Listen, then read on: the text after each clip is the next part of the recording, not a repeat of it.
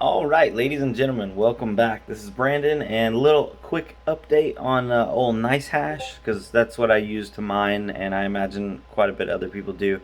So it went down last night. My house got a little cold, and unfortunately, I had to turn my heat on because it got down to 26, 27 degrees Fahrenheit, so a little chilly outside. And I haven't turned my heat on all year because I've just been mining for my heat. More on that subject later.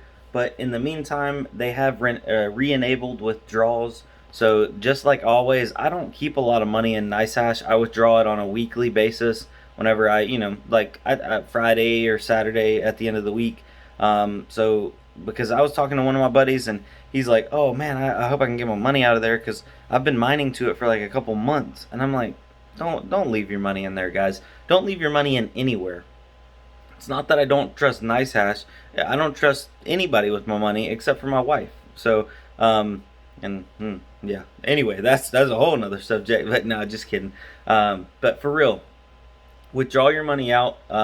If you don't have two-factor authentication enabled, they're making everybody enable it now. So I was running just a throwaway account with a throwaway email and a throwaway password and all that. So now I'm gonna have to enable two-factor authentication on it.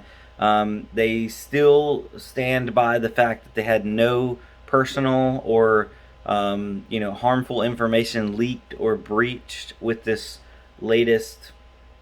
They're kind of calling it more of like a technical issue, but I think it's clear that it was quite a bit more than just a technical issue. Somebody somewhere was messing with something over at their domain, which is not cool. But I'm glad they got it back under control. So if anybody from Nucehash is reading this, thank you, much appreciated. But I don't like the fact that you're making people enable two-factor authentication. I think it should still be a choice.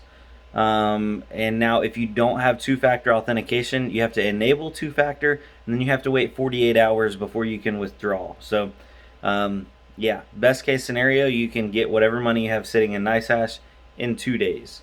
Now if you do have two-factor authentication, it's a 24-hour hold, and then the withdrawal goes through. So yeah, and I'll keep you guys updated. Otherwise, Nucehash is still one of the top performers for mining. So, some people were commenting on my last video and they're like, "Why are you using Nucehash?" And I'm like, "Well, because it's simple, it's easy, and I mean, it's still one of the top. I mean, for almost every single card out there, Nucehash is in the top three, if not one of the top two. So, it's just for a small miner, it just makes sense. Now, if you had a lot of cards and you could throw it at, throw some hash power at something, it'd be a different story. But, me, right now, I have 5, 6, 7, 8 cards mining. And they're all kinds of different cards, so it's not even like I can consolidate all on one thing or another.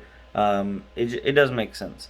Now, I did also get some questions asking about how to get mining on the new Nucehash.